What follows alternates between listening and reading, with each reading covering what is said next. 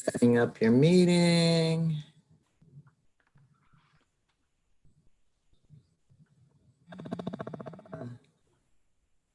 Done. Redirecting. Okay, I think we are in the 20-second delay period.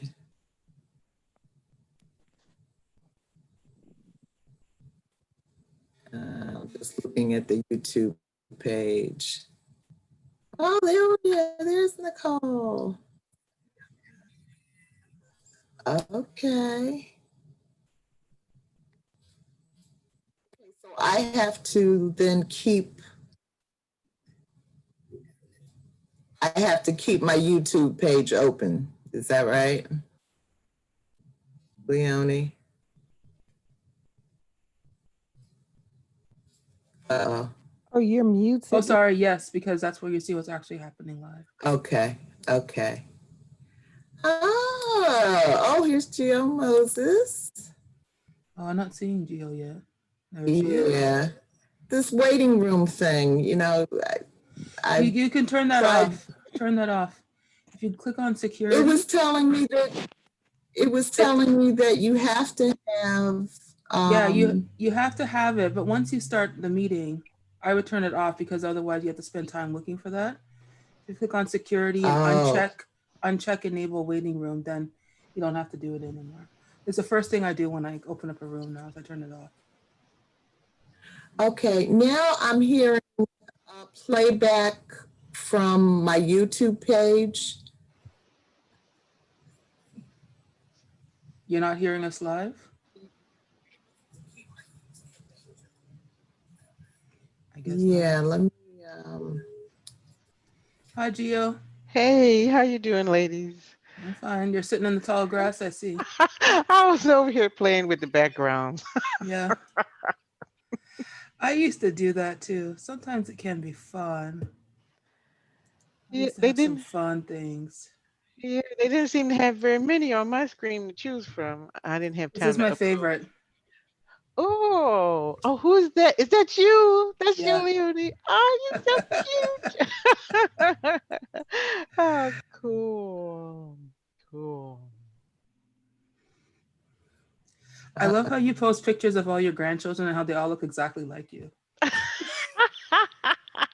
That's that strong Sanders Feasters bloodline. Oh, look, it's a picture of baby Gio again. Oh my goodness. Yeah, they do. First they start off looking. Hey. So Michelle, what were you testing out the Zoom earlier a couple of days ago? And I'm like, it popped up on my phone. I'm like, what's going on? I didn't know about this meeting. Then I'm like, okay, no, she didn't respond. That means she's just testing it out. Yes. And that reminds me, Leonie, I think there's a invitation set up on your calendar for the Black feminist meetings. Oh yeah. It still says this bridge called my.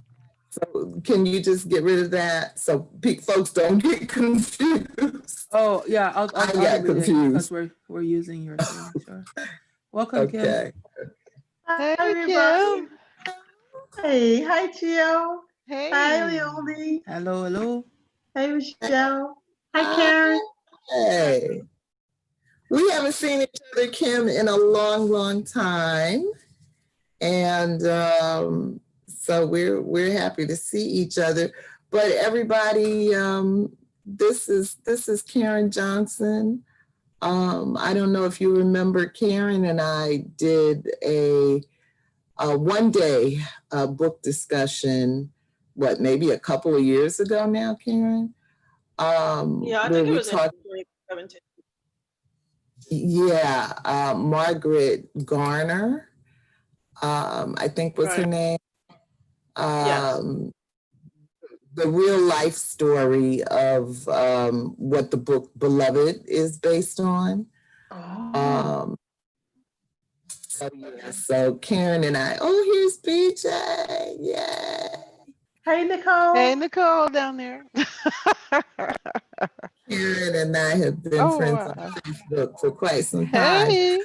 Hi, CJ. Oh, that's cool. Hi, everybody. That's cool. Hello.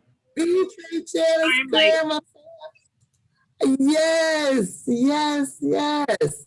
So we were just kind of catching up with each other. You know, we've been on a very long break for us. And so we're all happy to see each other, but we have a couple of new faces. Karen Johnston, who I think you know also, BJ. Yes, Professor Johnston, how are you? So I'm fine. It's good to see you here. I just came out of the yard digging the holes, so don't worry. That's okay. And BJ, Janice, Graham, you know, this is my first time using Zoom. So, and thank you everybody for your contributions to get this set up. It's a little bit more complicated than I was expecting it to be. So I'm kind of working my way through it. But BJ, what do you want to say? So I don't know how to change my name. I don't even know where that came from. But everybody knows I go by Michelle. What do you want us to call you, BJ? You can call me BJ. That's my name. We can call you BJ. Janice is my middle. Everybody's confused about my name. Yes. Janice is my middle name, and I use that as to try to cover me from my professional work on my radio. Okay. When I was consulting, I was trying to put insulation between me and my clients. And when I went into federal public service, trying to keep the radio show insulated from my colleagues and plantation bosses. I get it. Okay. So BJ and I have been Facebook friends for a long time. Almost from the beginning of my life on Facebook, which was 2009. So I think maybe by 2010, I have found BJ, and she hosts a radio program on Blog Talk Radio called Our Common Ground with Janice Graham. And it airs Saturday nights at 10 p.m. And I have been following her radio program, and I kind of have an unofficial job title of production assistant or something on the show. But I've been following her program. Yes, you know, for a long time, except for the couple of years that you took off recently. And so she's kind of recently come back on the air, and she's been trying to get with us in the book group for quite some time. And so now she's here. And so I'm so excited about that. And for as long as we have been friends on Facebook, this is our first time seeing each other face to face. I used to see you in the Hangouts. So it's a first for me. So I'm excited and I'm in awe.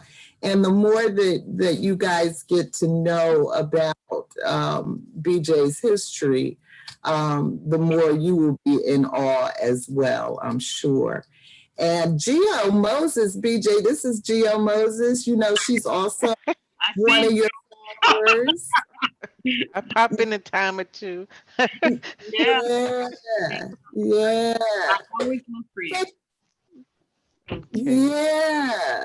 So let's go on and get started, because I know we're running a little bit behind, and everybody's ready to get into our discussion. So let's see, Gio, why don't you start us off with the introductions? Okay, my name is Georgette Moses, and I am joining you guys from Columbia, South Carolina. Yay!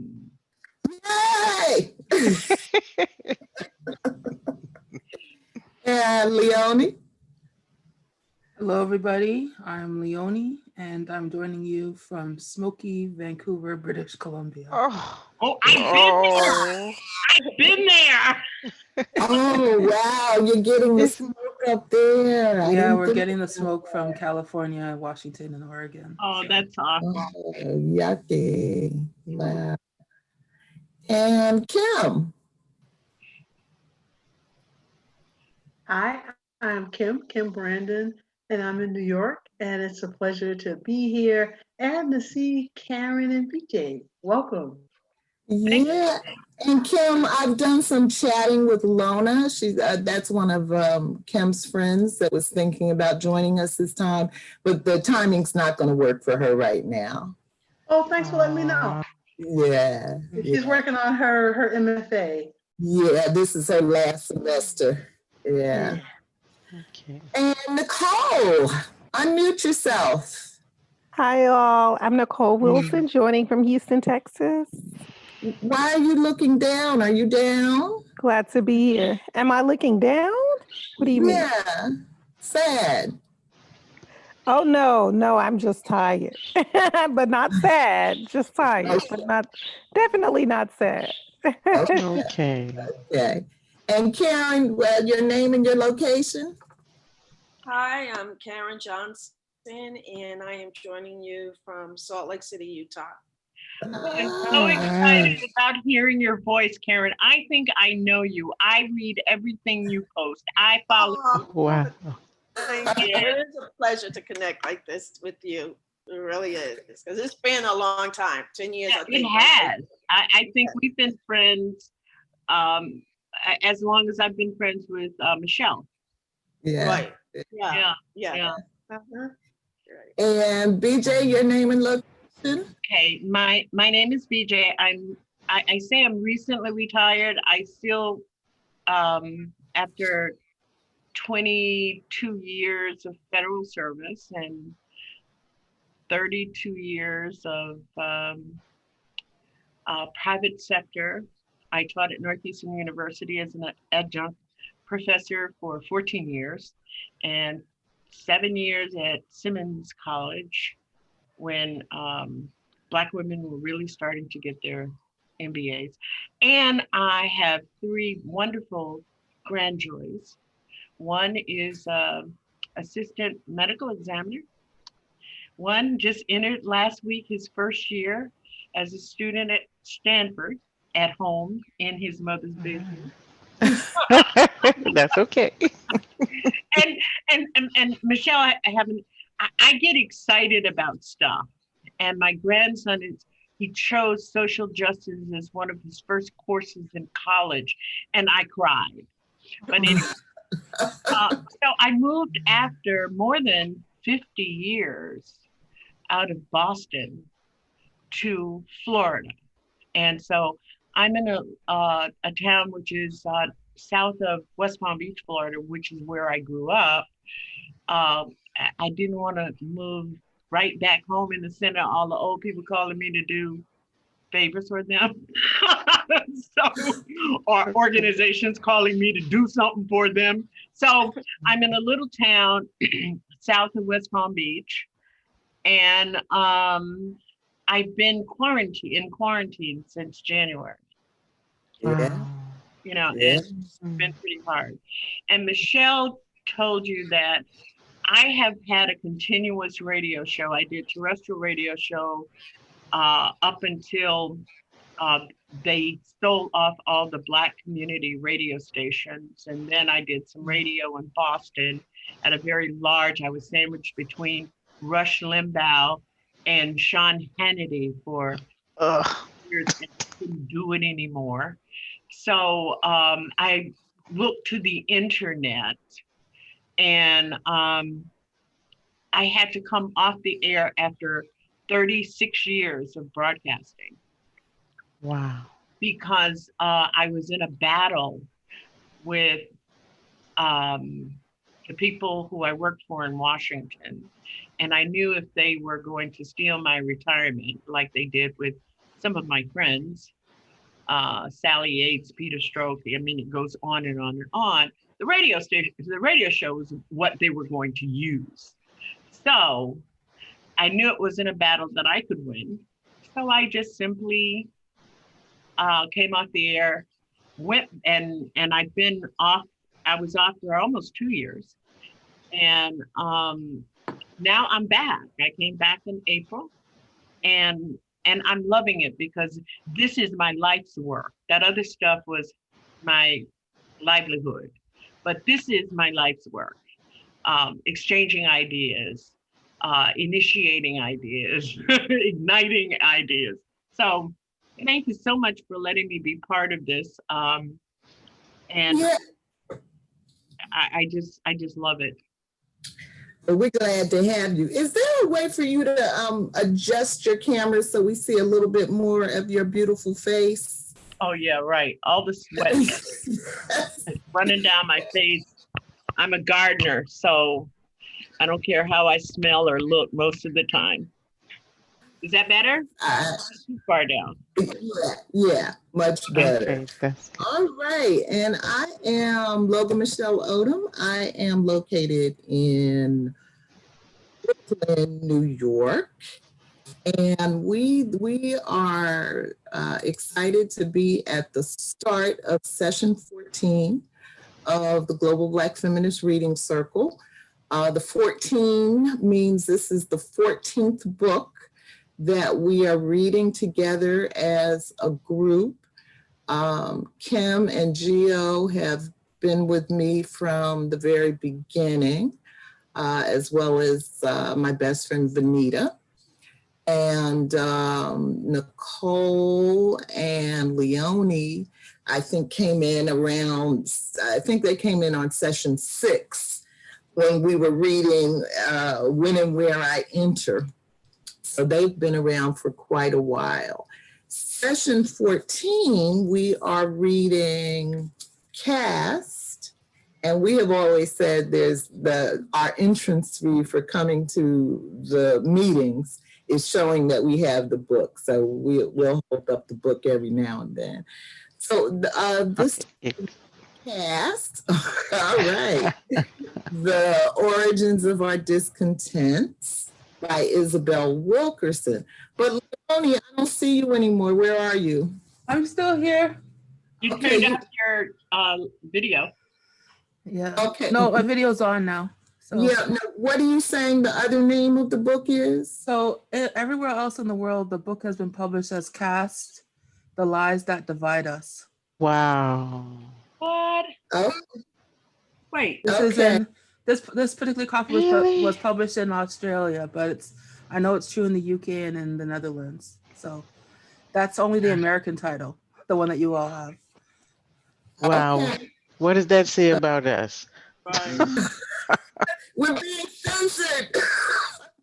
Yes. So let's see. I will go ahead and read. Did Karen and BJ, did you find the agenda in the session 14 group? The question in the agenda, yes. Yeah, okay. So I'll go ahead and read the summary and get us started. Tonight we are focused, well, let me say before I say that, tonight's the start of session 14 and we're gonna run through December 22nd, 2020. And we are here, of course, on Tuesday evenings at 6 p.m. Eastern Time. And tonight we are focused on the foreword through chapter 3.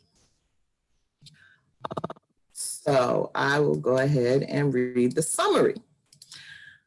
Let the lowest white man count for more than the highest Negro. That's a quote that Isabel Wilkerson uses from a white man, Thomas Pierce Bailey, from 1913. Between the foreword and chapter 3 of Caste, The Origins of Our Discontents, Isabel Wilkerson draws analogies to hidden anthrax, silent earthquakes, old homes, and people in India and Germany's Third Reich to begin a deconstruction of caste in the United States. Recalling a 1959 trip to India, where MLK was described as an untouchable, and with consideration of the volatile and violent nature of American politics in recent years, Wilkerson says her task in this book is to understand the origins and consequences of caste, including the items all caste systems share. She invites readers to see race through a new lens and adopt a language that more accurately describes the powerful infrastructure that holds each group in its place. And so let's go ahead, and let's start with question one. Who wants to read question one? Usually what happens when I do the agenda is there are more questions than we can possibly get through. But I just have to get them out of my head and onto paper because I'm crazy like that. I'm happy to read it. If you're still looking for a reader, I'm happy to read question one. Yes, please, Leonie. Okay. Isabel Wilkerson opens Caste, The Origins of Our Discontents with a story about a black and white photo of shipyard workers hailing in unison in 1936, Hamburg, Germany. There was, however, one man who kept his arms folded. Quote, in a totalitarian regime such as that of the Third Reich, it was an act of bravery to stand firm against the notion. We would all want to believe that we would have been him, end quote. What do you think it takes to have the kind of bravery this man demonstrated? Thank you.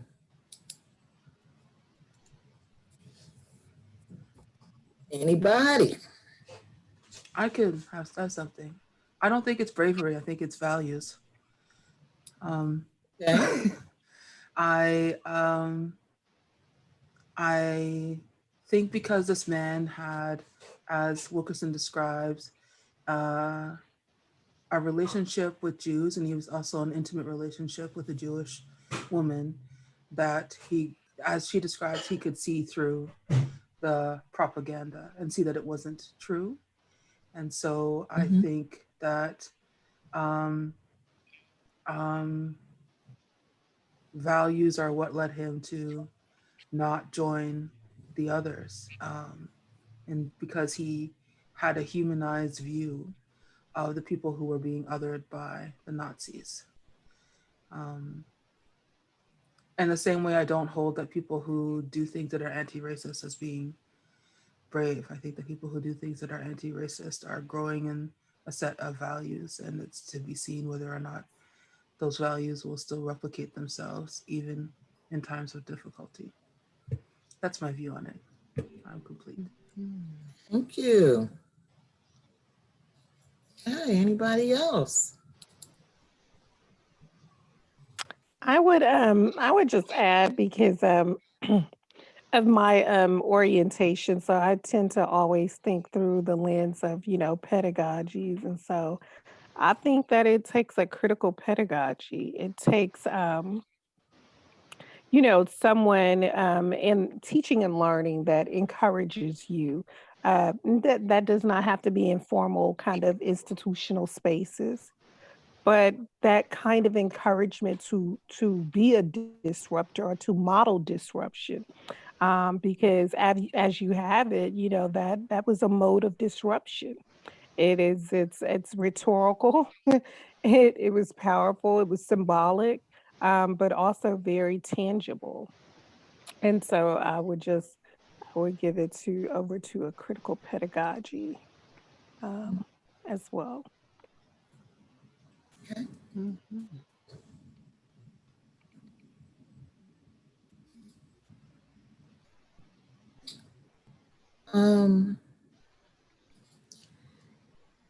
Well, I think for me,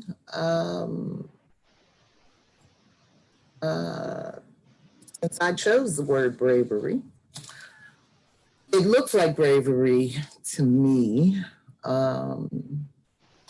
In that if you're going to be the one to hold your arms still close while everybody around you is Heil Hitlering,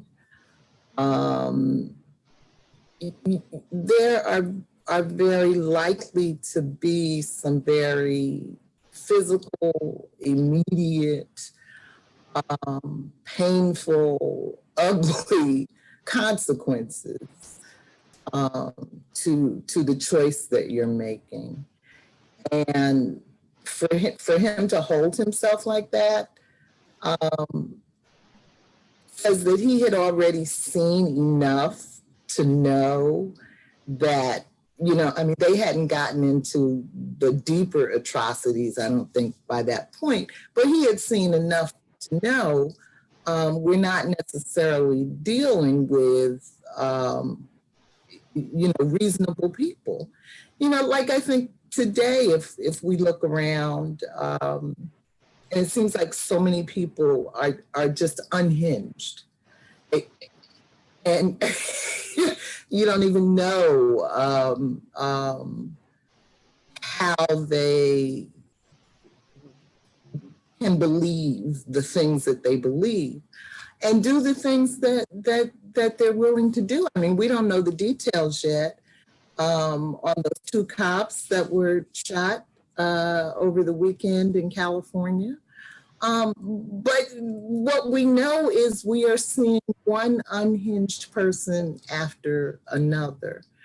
So I think it takes a lot. I mean, I agree. It takes values, beliefs, all of that. But I think there's some just plain old bravery and courage going on. Thank you, Michelle. Cameron, you going to say something? Go right ahead. I think you're muted, Karen. All right. When I think, I like the point about it's a form of resistance, even though it's a passive way of resistance. And so when I think about these forms of resistance, I think about people who have a level of awareness. Perhaps this awareness came from family members or even like values as we talked about, that has given rise to this is wrong in terms of how we treat humanity. And that this particular individual was not buying into the hegemony that is being, and the propaganda that was being perpetuated.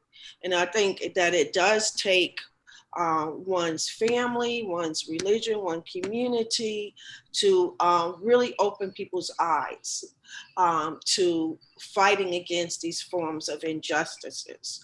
On Sunday, and I'm going to tie it to present day because I live here in Utah. So Salt Lake City is interesting in terms of being different from the rest of the state, if you will, being a little bit more liberal, so to speak, because there's been Black Lives Matter marches and protests since George Floyd. But on Sunday, in the southern part of Utah, in Provo, where you have a high level of LDS populations, people were marching to argue against the wearing of masks.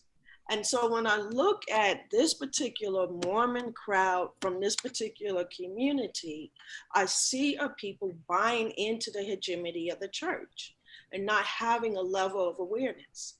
And so it really takes one moving out of what is the hegemony? Like, for example, when I say hegemony, it is the propaganda or the powerful forces that are articulating a certain kind of an agenda. A political agenda. We see that with Trump, right? He has this cult following. And so it takes one to really be aware through reading, through family, through perhaps religion, etc., to have an outside perspective and resist in various kinds of ways. Does that make sense? Yeah. Mm-hmm. Yeah, Thank you. Thank you, Karen. I agree with you. I have a question for 100%. Karen. If I can, before we move away from what she had to say.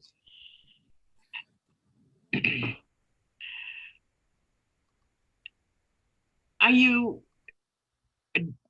speaking to the notion that we have to have a duality of response, duality of reaction, a duality in our emotional consciousness in order to protect both our understanding of what to protect both our honesty about what is real and our security about what is real emotionally. You understand what I'm saying? Do we have to have an outer kernel?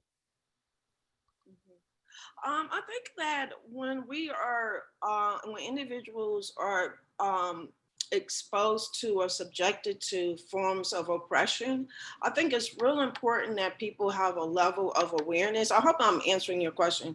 Have a level of awareness that we don't buy into it or succumb to it and be pacified by, oh, this is the way things are. But we need to find ways to, you have to think outside the box and not buy into the power structures that contribute to oppressions of others. Mm-hmm. Does that make sense? Yeah, it does. And so I'm saying what is required of us. Perhaps this is the root of our duality as a people.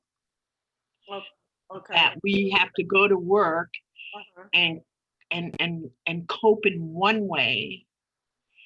And even if you take the example of what parents are having to do with Black children, without dashing their hopes that there's something on the other side, but also protecting them to understand what's happening in front of them. Mm-hmm. Okay, so feeling their innocence. Right. And Patricia Collins, theologist, and she uses the term outsider, insider perspective in terms of understanding, oh, this is how the power structure is operating, but I also have, and I see that, but I have another perspective. I have an outsider, insider perspective. I'm you. I know how you operate, but then I know how to operate in terms of giving rise to the resistance of my oppression. So, and so you use the term duality, and I think in her case, she uses the term outsider, insider perspective. Is that making sense? Yes, yes. Thank you. That's exactly what I was talking about, and my reference really was about Amos Wilson's duality of consciousness. Oh, okay. Yeah. Thank you. Kim? Yeah, thank you. I think the conversation is just very, very interesting. And what comes to mind is I almost wish that the circle was drawn around everyone else as opposed to that individual man. Because when I look at today and you look at the Trump rallies, there are always Black people behind him. Our people. And so what it says, I'm sorry? I said your people. Well, little DNA here and there, mixed up in there, but it just kind of says that even when you look at the outside and the inside, there's some area where you chose security and you chose this hope and this possibility that you might gain from this system that was more important to you than integrity or bravery or anything else. And so you could just look at the Black people behind Trump and they look a little drunk because there's a greed to them, you know, in my opinion. And so I'm just wondering, in what ways do, you know, you work towards your own demise with the hope that you gained from something from it? And that's what I see in the picture, is that here you have people that says, as long as you're killing people and not killing me, I'm good with it if I can make a little something from it. Right. Right. You know, I think, okay, if the rules that I have to hold up my hand. Well, really, the kind of unofficial rules are to first let as many people who want to respond to a question get it out before we, you know, start having crosstalk. Okay, so anybody else want to say anything that hasn't spoken on that question? Okay. I have one thing to add after BJ about where my perspective comes from. Okay. So I have that.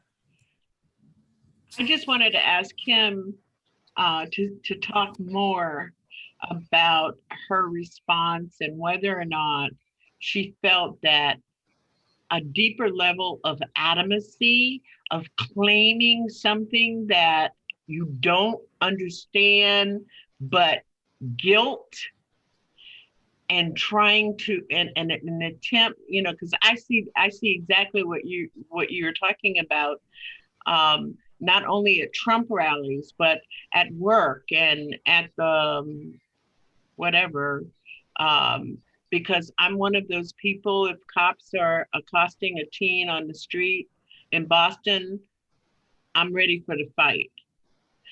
And people are reluctant, they lay back.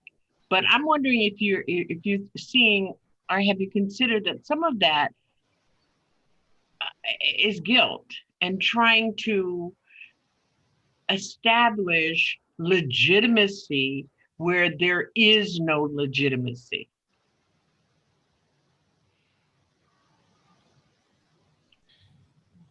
You're muted, Kim. Hi, no, I have not considered that it was guilt, and that doesn't resonate with me that it's guilt. I think that it is the same thing when Harriet Tubman was saying that she could have freed more slaves if they knew they were slaves. So I think that there is an internalized racism that you begin to hate anything that is of your culture and is of you, because you identify so much with, you know, the white man. So I don't look at it as guilt. I look at it as self-hate, and that you're the good black and the rest of us are no good because you're worshiping at Trump's feet, and that he's going to cut you off some crumbs from his table. So I think that's a good question. I have not thought about it enough to kind of say all of what's in it, but now you got me thinking. So I can give it some more thought. Thank you, Kim. Leonie? Yeah, the thing I wanted to say that's part of my understanding of why I'm holding that this is not about bravery is because since I was a child, I've known people who have survived the Holocaust who were German, because I was raised as a Jehovah's Witness, and I knew people who were German and you know, they were thrown into concentration camps because of not fighting for the Nazis. And I know for the people that I knew growing up that it did come from their value system. It never would have occurred to them to join the Nazis because it was outside of their identity of who they understood themselves to be. So I just wanted to share that perspective. Thank you. All right, let's look at another question. Okay, let's just go to question 2. Can somebody read question 2, please? I can read question 2. Okay. 3 caste systems stand out in human history: India, Germany, and the US. each version relied on stigmatizing those deemed inferior to justify the dehumanization necessary to keep the lowest ranked people at the bottom and to rationalize the protocols of enforcement. What rationalizations do you see modern day Americans in the US using to maintain hierarchy? I'm sorry, how might this work when people of color comprise the majority in this country? Thank you. Okay. Anybody?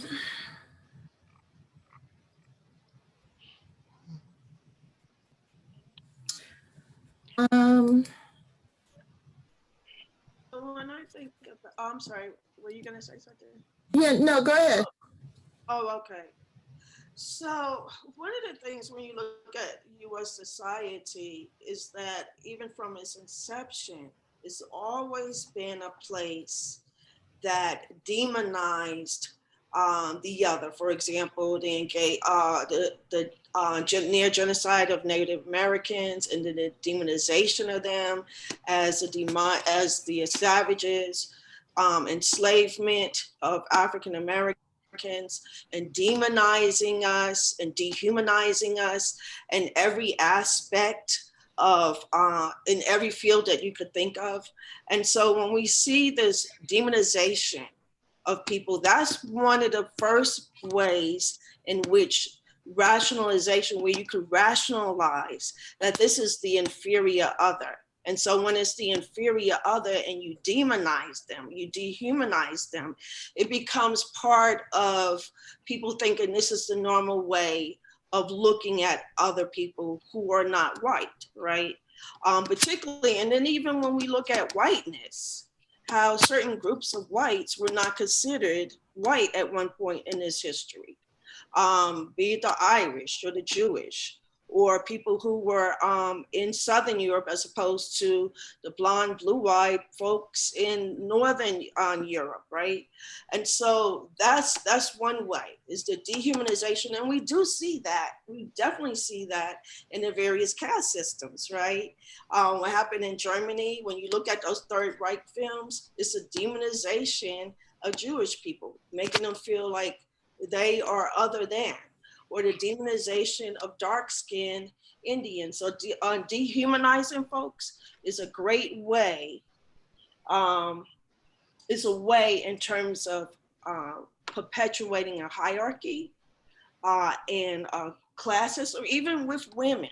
Women are looked upon in this society as the inferior other, right?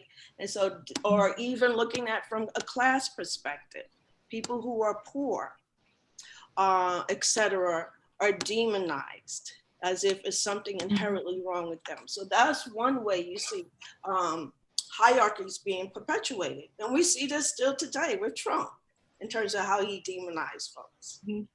Yeah, and I think rhetorically, to piggyback off what Karen stated, rhetorically, what Trump does also is he knows how to, the dog whistles.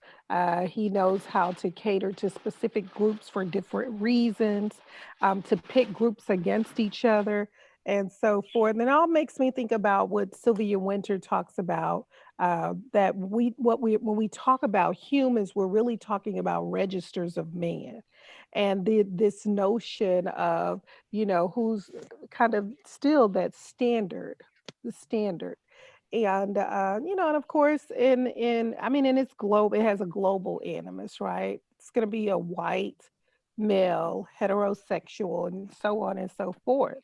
But what makes folks, I think I'm so interested in, and why I'm coming to this book, and why I'm hoping to have an experience, because I really want to understand beyond, kind of like the surface level analyses, what makes people play in when they themselves have also, or they have this kind of ancestral, this kind of heritage or lineage in which, they understand and they know that their folks too have been oppressed, right?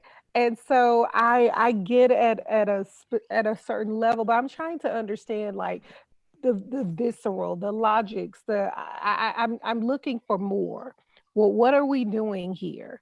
And I keep, and continually I'm circling back to this notion of I don't know, are we scarcity?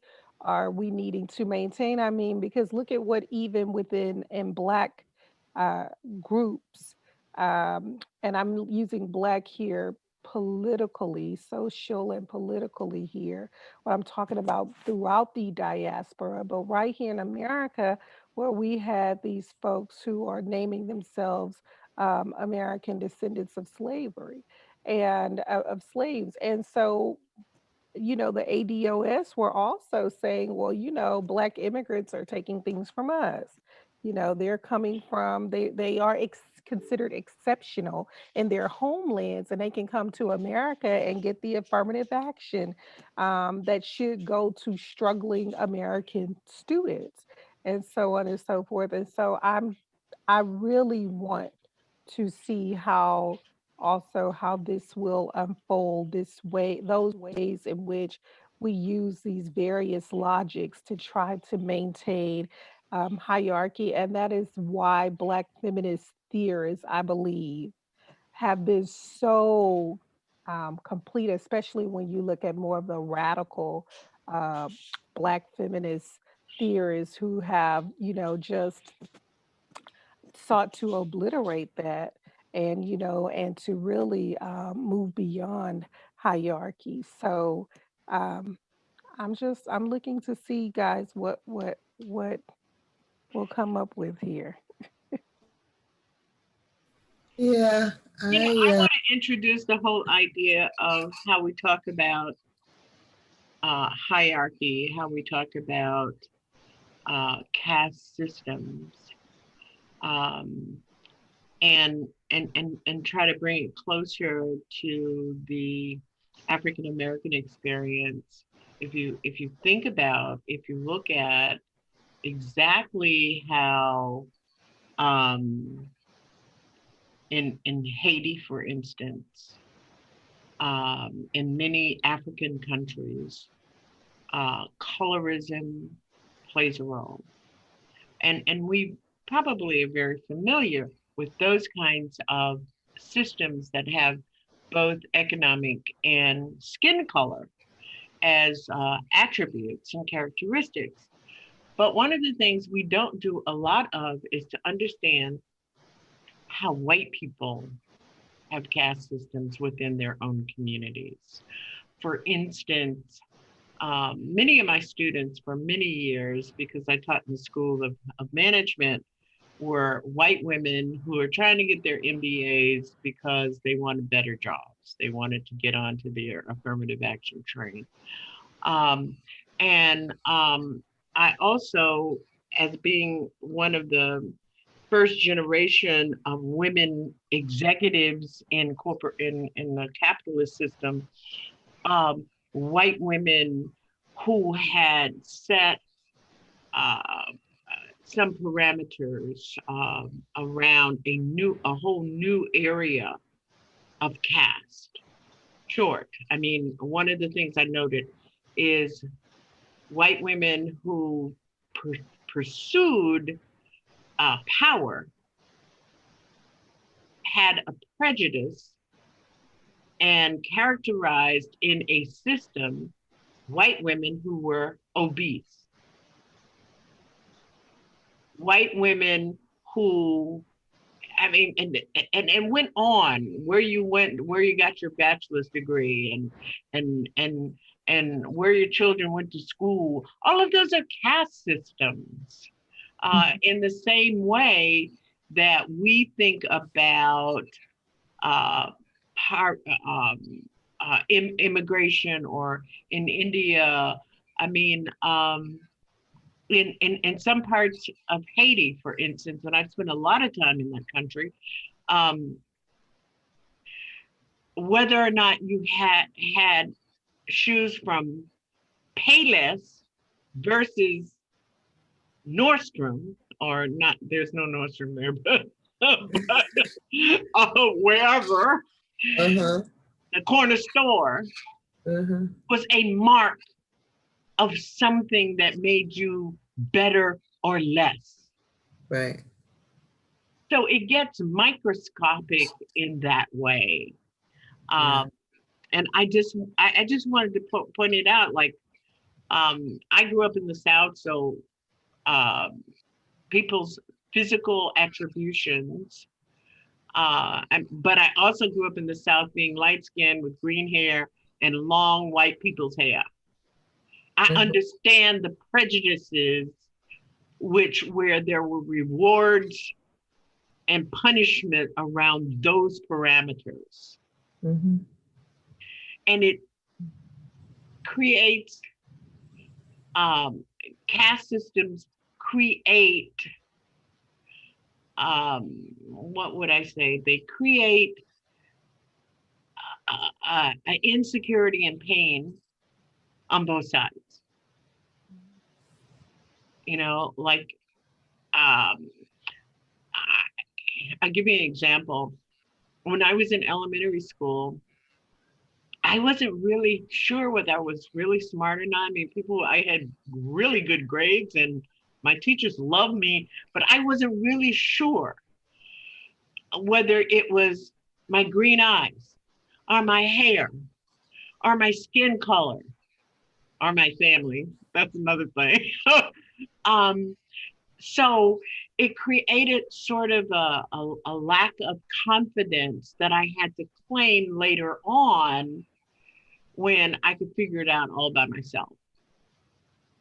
So I think that the microscopic is as prominent, or should be as prominent, as the bigger picture. That's the point I'm trying to make. Thank you. Go ahead. I think for me, in terms of the question, what comes to mind is what rationalizations do we see going on today? Like, if I think about police violence,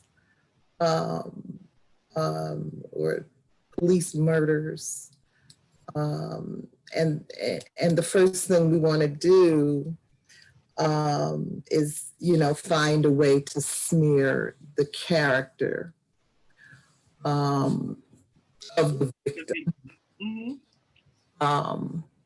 to justify or rationalize, something that's just totally unreasonable. But I think that it must be hard to treat people in a way that's unreasonable, and that if you're going to do that, you have to come up with some kind of way to blame the victim. So I definitely, I appreciate that BJ, and that you guys have brought up the colorism issue, because I think that when I think about what the future of this country is going to look like, I think we can predict that some kind of caste structure is going to still have relevance in this country, because I think it goes to some kind of human need. I feel like something horrible happened to the human species in its development that has left us so emotionally needy. Even if you think of ancient Africa and the kings and the queens and the kinds of slave systems that they had going on then, it's like there's a need there's a need for us to have these levels going on. It's like the idea of equality doesn't come to us naturally. It's like the idea of democracy doesn't come to us naturally. And those who want equality and democracy and things like that are always having to push against what seems to be a very deep-seated human need for these levels, for this sense of I am better than somebody, anybody. But I think there are a lot of things going on. I think if we look at the current example of the immigration, the detention, of immigrants and separation of families and that kind of thing that's going on. I was reading an article today. I hope I'm going to find out that it's fake news. But it was an article about someone is bringing a suit against ICE or the ICE medical facilities, because apparently there have been an extremely high number of hysterectomies going on with the women that have been detained. And if you just think back on the whole history of medical experimentation, which I don't like to say history, I like to say up to the current day. But session 3 for this book group was reading Harriet Washington's Medical Apartheid, and it's horrendous, the mental machinations, the scientific community, the medical community, the religious community, that all of them went through to rationalize the way Black people were treated in this country. I think we have a lot of ways of doing it, and we're going to be doing it for a long time. And so I want to ask, I was wondering, when we talk about hierarchies and how these hierarchies, contribute to people's oppression, I really see part of this, and I had to do more research on this, as being coming from a very patriarchal, masculinist way of dealing with things. Male-dominated societies give rise to hierarchies. When we look, be it Europe, Asia, the continent of Africa, we see these hierarchies contributing to people's oppression based on their gender, based on their ethnic group, based on their religion, based on their status as, on their sexual orientation status, et cetera. So I really see patriarchy as one of the key ways as being problematic. I also see capitalism as a way, as being very repressive when we look at hierarchies. And of course, certain kind of religions like Hindu. But I really see it starting, and like I said, I had to do the research more, from a patriarchy kind of society. Yeah, absolutely. Absolutely, and then it gets modeled in the workplace, But the thing is, it's also modeled in communities of color that live in the United States. That's the thing. So unless there is some the United States, Leonie, because we're reading about African Americans, and also because American exceptionalism. So the thing is that like all of these coronavirus, we need to let after coronavirus, we need to let that exceptionalism go. Yeah, it'd be nice. So the thing is that like the question about what happens when it becomes majority people of color, it's majority people of color who have been infiltrated by the toxicity of what American is. So Mhm. there's no guarantee. There's nothing to suggest that unless there is some kind of like revolutionary change, that it will get better. I mean, Yeah. this is David Simon quoting, I think, is it? It's not Tom Wolfe. Who wrote Huckleberry Finn? What was his name? Whatever, that guy. They were talking about, David Simon was talking about the police in Baltimore, how they used to all be Irish and like terrorize like Black people. And now all the police in Baltimore are like Black, and they still terrorize Black people. And the point that he's making is that like the quote that he said is that in the end, everyone becomes Irish. And I see that very much being what will happen. Oh, I love you. As we move. Totally So this is the whole thing. The majority has nothing to do with it. There is a problem with the ideas that have been proposed and have been promoted around capitalism, and specifically to the geographic region of the United States. The idea of being American in and of itself is a toxic idea. So something different has to replace that. Otherwise, all you're going to do is get brown face on white supremacy, which is already present. Yeah. That's those people who go to Trump rallies with their Blacks for Trump nonsense. So. And not even them. It's, you know, it's much broader than that. Like your example of the police. Yeah. Oh, and I would say in that example, it's I got the power. You know, I have on the blue uniform. So I have the power. That means I'm above you, you know, in the street context. And I get to treat you like I want to treat you. Yeah. And see, that's why I do disagree. Okay. Because whiteness is so encompassing, and it's so there's a specific way in which it unfolds and it encloses. And even when we think we've ruptured this thing, it replicates, it adjusts, and it comes back. Because here's the thing about a Black American cop. Outside of that uniform, his ass has little to no power. He knows the reality is if he's stopped, if a white cop is having a horrible, he could be next.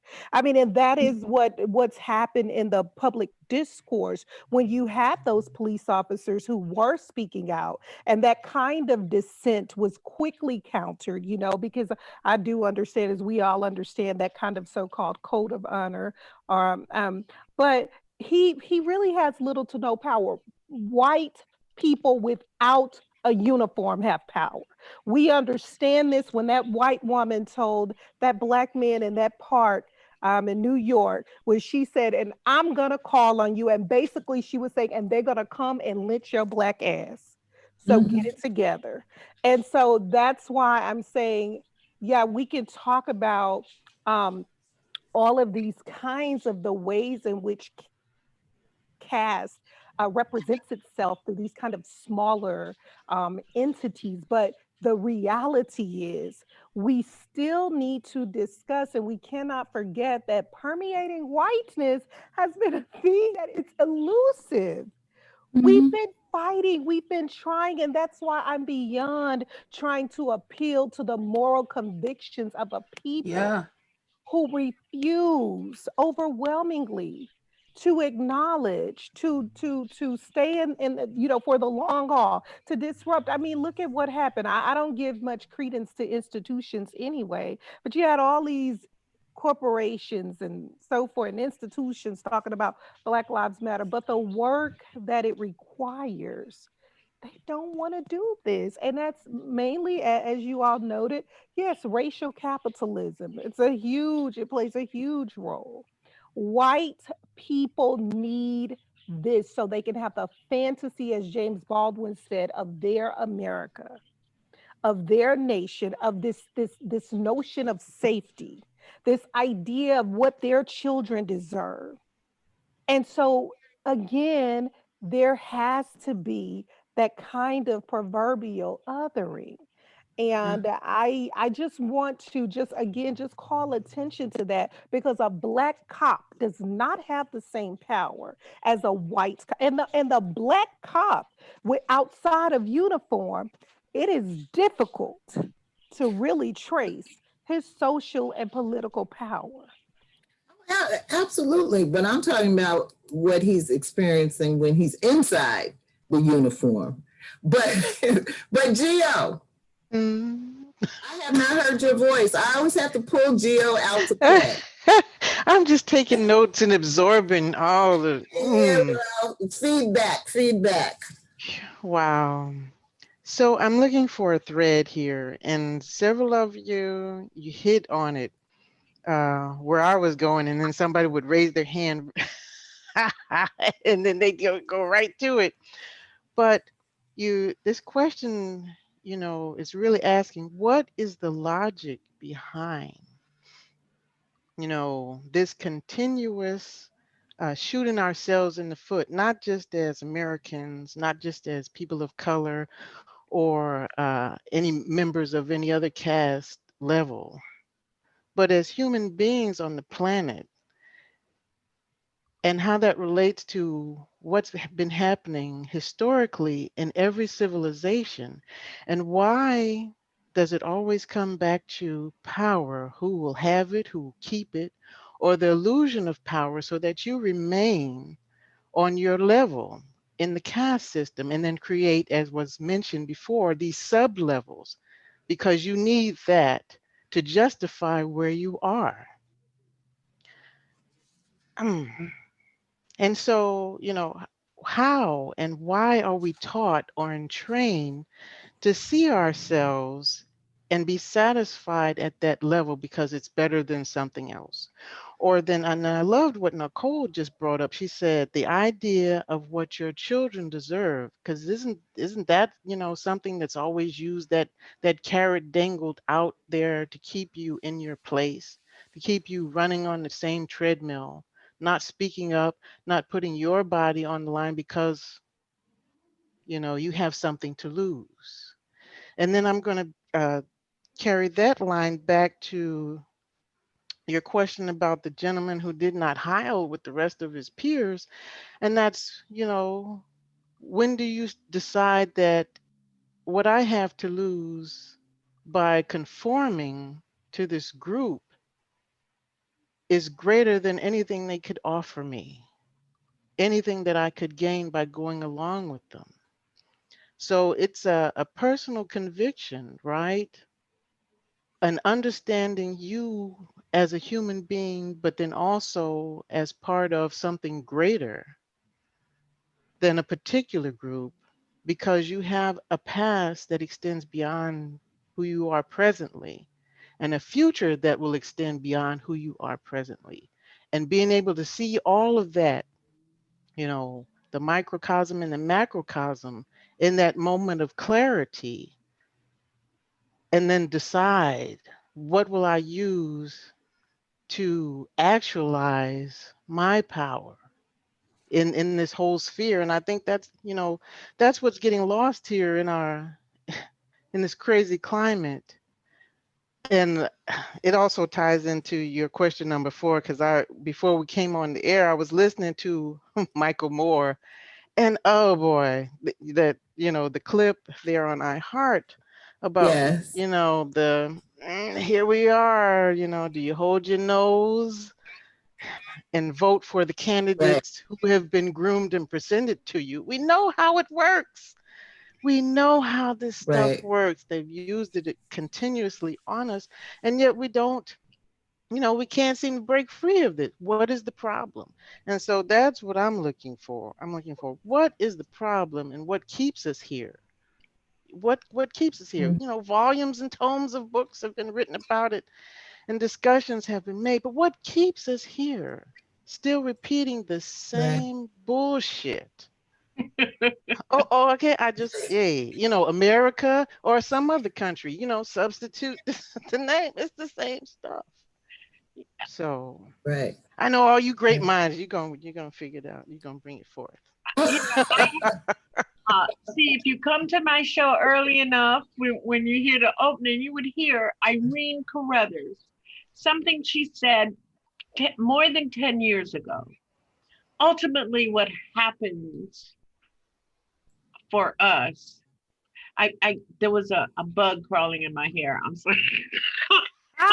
TMI, BJ. Ultimately, what happens in the what we do outside of the White House is more important than what happens inside the White House. If we will do something. And I do want to say to Leonie when she was talking that I was screaming, you know, I've been saying for a long time, and I say it to myself in major incidents. We have to, our trust in who we are has to be so great because Black people will break your heart.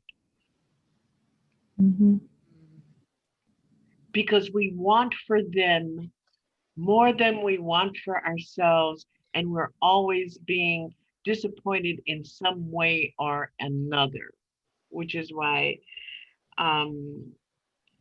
I gave up on trying to figure out the people at the Trump rallies and stuff like that.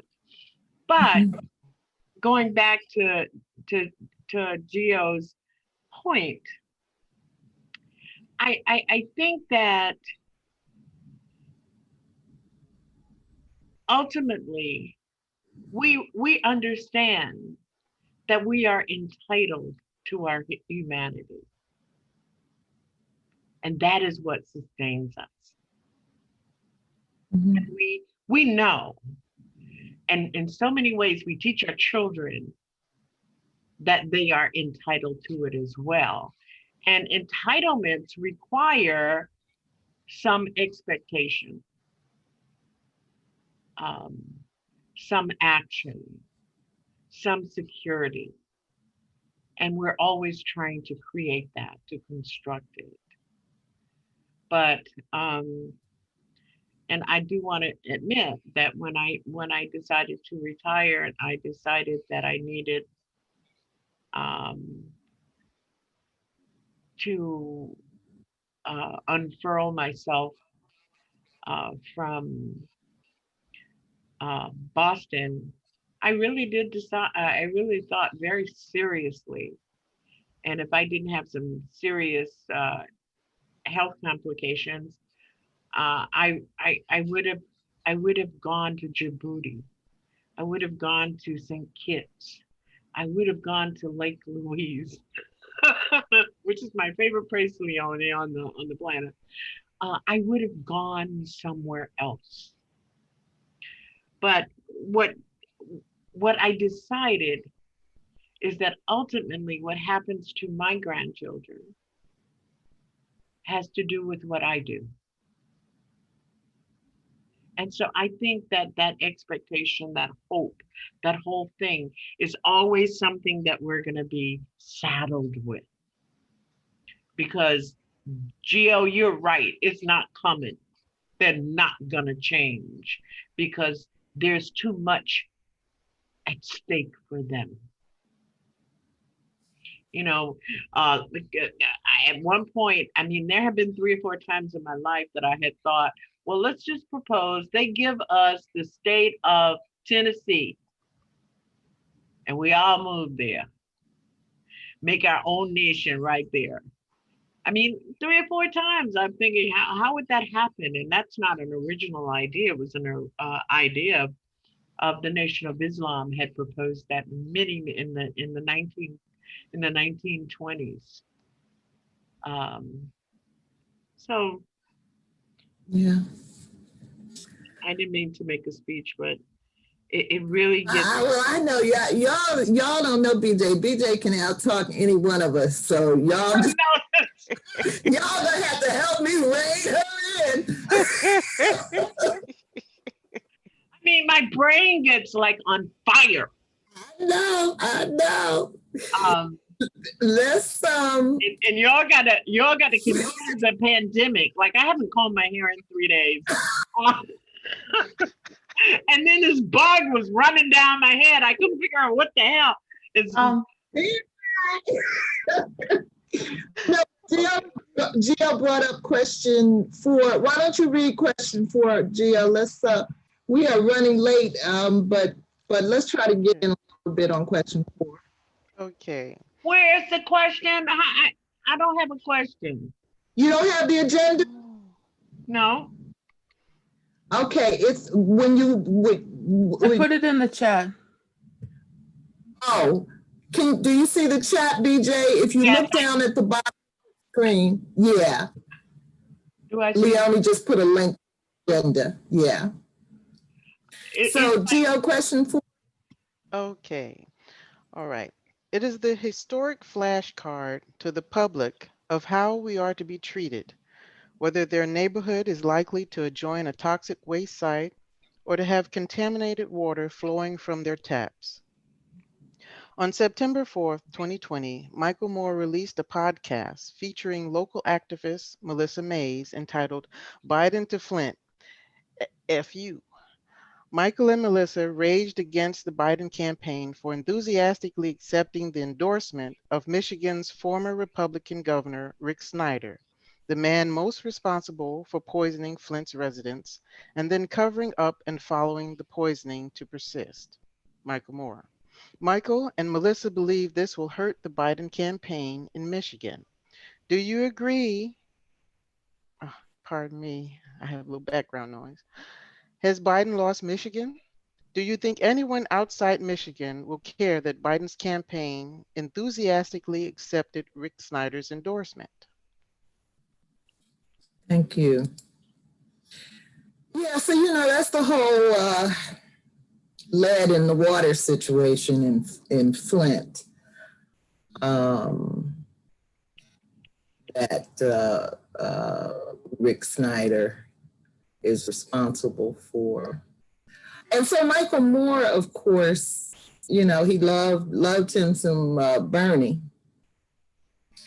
And like the rest of us, he has been saying to himself, okay, Bernie's out. The most important thing in the world is that we get Trump out. Biden's the man.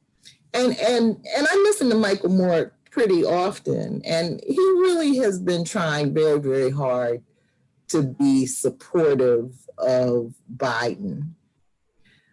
But when this happened recently, when Biden's campaign responded positively to Rick Snyder's endorsement, Michael Moore lost his shit. He really did. He really did. And, I think he's still supporting Biden, but it's much, much harder now. And so as I was listening to I'm glad you got a chance to listen to it, Gio. I thought they were really good. It was really good. But it left me with the question of, is anybody outside of Michigan, do we care enough about the poisoning of Black people, of all people who live in that area? Do we care enough for it to make a difference in how we participate in this election? I do think we care enough. I think the problem is how are we organized and what's the impact? And so, we care. We've always, I think about what Fannie Lou Hamer said, like, we've never accepted this. Black people have never accepted this kind of treatment, this thick oppression lying down. But we do understand that we have to be organized. We have to get and stay organized. And we have to continue to do those things that will ultimately I mean, I'm thinking through like a social death, or what Fred Moten says, a political death. I don't care, whichever, if you think it's social death, political death. But we have always been trying to do those things to kind of to shift that positionality. And you even see Black celebrities who are trying to intervene, like Jaden Smith, Will Smith, and Jada Pinkett Smith's son in the Flint water crisis. Even my little baby girl, y'all know I'm all about little Black girlhoods. My little baby girl, little Miss Flint. She's raising awareness. But it's a necessity that we are organized. Mm-hmm. Mm-hmm. Thank you. Definitely.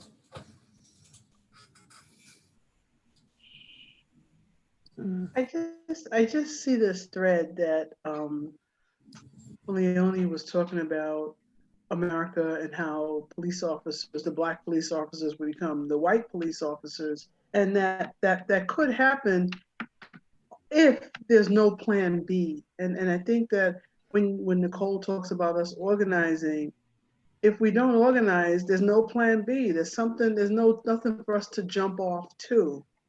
So when you look at complaining against who Biden is endorsing, this is it. I mean, it's like we have Trump or we have Biden. And even I love what PJ said, that even with that, we still have to have our own agenda, our own something that says this will prevent us from becoming the monster, and this will also allow us to create something that is equitable for some people. So I just love the idea of us having our own, and I don't know who all us would be, but you can't keep asking the 1% to change how they got the 1%. Mm-hmm. So I love when people say what we have to do is not in the White House, it's out of the White House. And then Nicole, when you were just preaching about, the white and how they there is this huge thing that you have to eradicate and dismantle whiteness. I just thought that was just so brilliant. And I just wanted to endorse you for saying that there is an issue with whiteness in this country, that it is so in the water, in the DNA, that there will be a difference if Black cops become white cops, even if they're only in that state of mind half the time. There is an easier way to reach them and not to replicate the level of whiteness that I grew up with. Mm-hmm. Mm-hmm. Can I ask a question?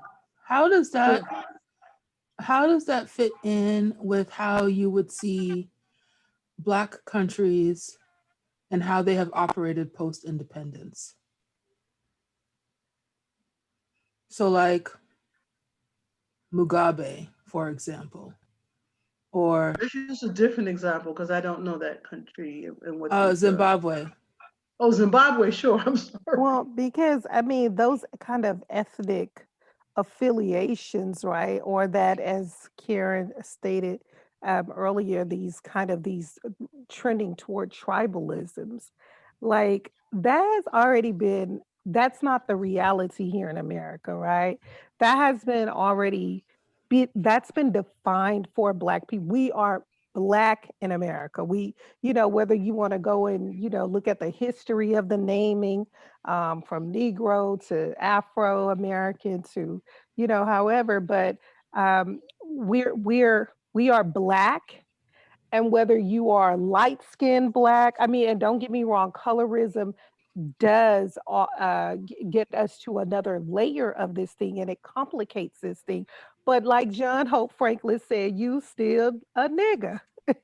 I mean, Oprah Winfrey got it, and she's filthy rich, and they didn't want to help her in a store, right? And so that is the reality in America. James Baldwin stated that the only way that Black Americans get to this kind of notion of accessing this American exceptionalism, you got to get outside of America. Then you become American.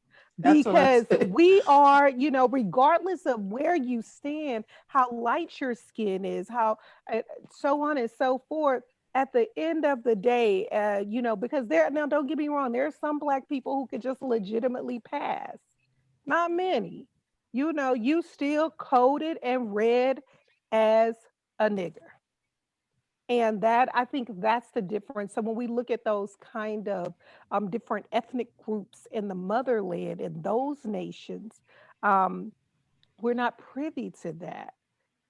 And then what does it mean to grow up, to come of age, to come to a reality in a nation that takes a fiction and make it fact, right? Because race is, really it's fiction, right?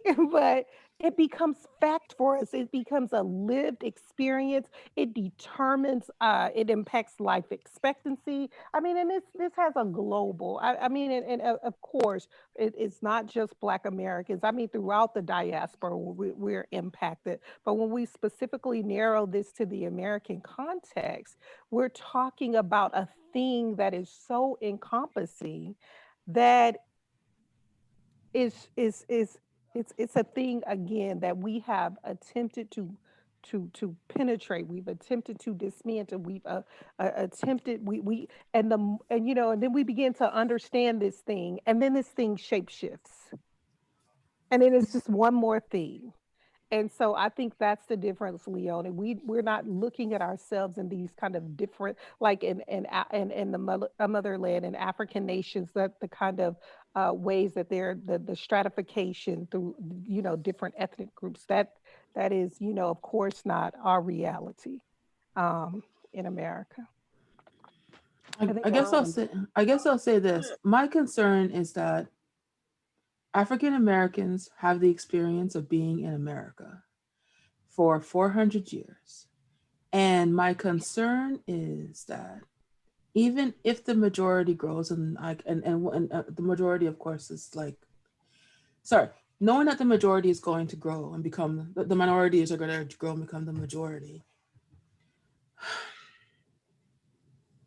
My concern is that not even African Americans, but also the Latinx folks, are they too far removed from what we were in terms of people of African descent to do anything but replicate what becoming American is? That's literally the question that I have. Because from what other context are you pulling from?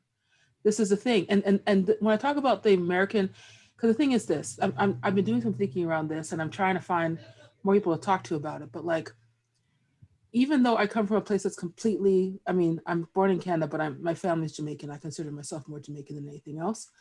And even though I come from a place that's completely colonized, one of the ways that it's different is that it's not as individual.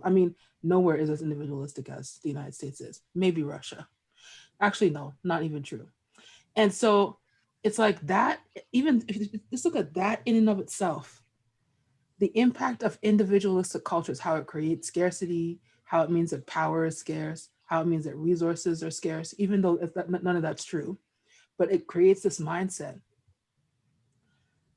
When people of the global majority become the majority within the United States of America, will it be enough?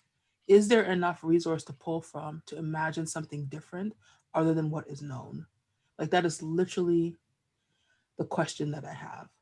And I don't know. I'm not coming down on any other side of it, but it's a question that I have. I think that's a valid question. I don't think there is that much left of us, Leonie. I don't want to be a total pessimist about it, but every now and then I think about the Harriet Washington in medical apartheid mentions that I think it was 1840 1840 or 1860 or something like that, the US Census predicted that Black people would be dead by the year 2000 in America. And we're still here, you know, because we have had some incredible resilience going on. But I think we're going through a clear genocidal period right now. I just think it's really bad. I just think it's really bad, and I don't know how much longer we're really going to last. But if we do last into this era where the global majority becomes the American majority, you know, I think so much damage has been done that it's going to be really, you know, we are a resilient people, but it's going to take something really special to kind of deprogram ourselves. And I don't know that it's possible. Can I say I something? am hopeful. Logic, if I follow your logic to the negative extreme, Leonie, then there's really nothing to do with African Americans except finish them off, because we're not going to be worth living with. I don't believe. This is why I think that there needs to be a second, there needs to be another revolution that un-Americanizes African Americans. If that makes sense. Yeah. It needs to be something else that's different. You have to consider that America, all of its cultures, whether it's white people or European immigrants or whatever, it's a capitalist society, and it's built upon capitalism. And Black people are on one side, sandwiched between neo-fascism, neoliberalism, and it's all encapsulated in capitalism. So it's very hard to do the extraction. We are now way past the dream of Black people. I don't like to say African Americans, but Black people.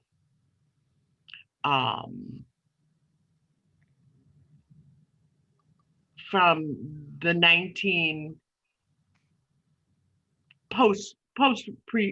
post-construction. Mm-hmm. That dream is lost. The only thing that is left are the filaments of this yearning to be able to have the freedom and to be able to experience justice so that we can claim our humanity. But the whole idea of the Black village, the African American, whatever, blah, blah, blah, blah, and it going on and on and on. We burned a kente cloth 2 generations ago. Yeah. We lost our yearn for Pan-Africanism. Yeah. And that is a result of capitalism, by the way, and neoliberalism. Mm-hmm. Mm-hmm. I mean, I'm still one of the people, a lot of people in this country who are hoping to help Black people recognize their own exceptionalism. Mm-hmm. I mean, you know, so I'm not so sure, Michelle, that there has been a genocide, but there has been a ritualistic burning of a culture that a culture that's deep enough to sustain us. I just want I to think, say oh, for me, oh, go ahead, Karen. I'll wait. yes, I'm sorry, guys. I was gonna say, I think Karen was trying to speak. After Karen, you guys, I'm so sorry. I have to get my daughter to dance class. But Karen, I really want to hear that. And Kim, I'll look at it and see what you say. Okay, I'm so sorry, Okay. guys. I have to leave early. I'll have to also leave in 5 minutes. Okay. Yeah, we're a little late. Okay. Karen. Go back to when you asked the question, do you think anyone outside of Michigan will care about Biden's campaign? And so when you ask anyone, I'm going to insert Black people, right? And so a couple of things. When we look at the history of our people in this country, first of all, we're not a monolith when it comes to our political perspectives, right? And so, like for myself, right, I supported Biden, and I'm much more a radical left when it comes to politics. And so Leona talked about revolution. Yes, we definitely need a revolution, because this kind of government that we live under and continue to live under is not sustaining life. It's not sustaining Black life. It's not sustaining Indigenous people's lives. It's not sustaining the planet, etc. That's why we could poison the water, right? And don't care. But one of the things that is important to understand is that as a people in this country, as a Black people, from the time we've been brought on the shores as an enslaved people, we have resisted. We have been the moral consciousness of this society, engaging in debates about a constitution that talks about all men are equal, but at the same time enslaving our people. We have constantly pushed the society to move towards a true democratic creed, as it's supposed to be. And so when we talk about, because we are the moral consciousness, and even though Biden is not a good choice, he's better than Trump. And so we understand that when it comes to voting for Biden, that we are looking at, this is a moral path that we need to walk on to save this nation that is dying because of the pandemic, or moving towards that, to save this nation that is moving towards a neo-fascist kind of political government. And so I do believe, and we've seen this even when a few years ago, when Black women and Black men came out in Alabama to vote against a pedophile, to vote for another Democratic. So I feel that we will come out in force. If our votes are not suppressed, we will be out in full force, because we are the moral consciousness of this nation. And I think that we have to hold on to that hope that we are the ones who need to fight for this change. And that really makes us exceptional. That makes us exceptional. Yeah. That we would even want to try. I just want to say really quickly that if and when we survive this pandemic, and if and when we survive climate change, I think the young people, our community, they were not brainwashed in the same way that we were. They see exactly what the story is. And I think that they have a better landscape to build on, because they're not building on lies and half-truths. So I have some hope. So if we get through these first two hurdles, you know, like Michelle says, her 500-year plan, I think that we will see a turnaround, and it won't be a Black cop as a white cop in disguise. I think that there is this hope, and things could go horribly wrong, but I still have this hope that when I speak to young people, there's a difference than even the civil rights movement. There's something systemically different as their approach to their futures. And it is definitely more urgent for them. And so I feel hopeful in terms of, we all know what's at stake now. And what I think the civil rights movement, we were saying, let's change a country that we thought we could change, but I don't think we could. But now it's going to be nothing left. So we're going to rebuild this bitch from the ruins. Well, all right. All right. Thank you, everyone. Since we are running a little bit late, and let's have our discussion about facilitators next week, to complete the schedule. But Kim, you're up for next week, right? Chapters 4 and 5. And yeah, I think you're going to get 4 questions or 5 at the most. Well, that's what do we get through tonight? 3? Right. And you had some good questions too. Yeah, Didn't you have a hangout, something about you could write your impressions before the discussion? I think I need to do that or something. Because you know what it is? What it is, BJ, is we alternate facilitators. So tonight I was the facilitator. So I wrote the summary and I wrote questions. And you can always find all of that in the session 14 private group. The agenda is in there, and as well as our schedule through December is in there. And the place where we post the links to come into the meeting. And so we have the next few meetings. We have somebody signed up to facilitate. And I did put you down for October 6th, I think. But it's, it doesn't have to be it doesn't have to be complicated. It just means, you would lead the discussion, guide the discussion. Okay. And if you don't feel like doing it, that's okay. We'll get it done because we're used to it, but it's fun.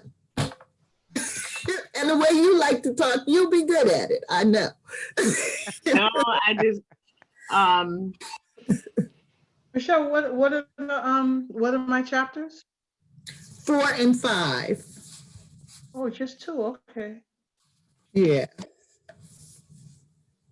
Thank you. 4 and 5. Bye, Leonie. Bye, Leonie.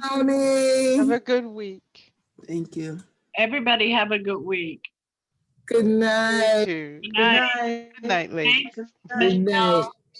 Okay, see you next Tuesday. See you next Tuesday. Bye-bye. Bye, everybody. Great meeting. Yeah.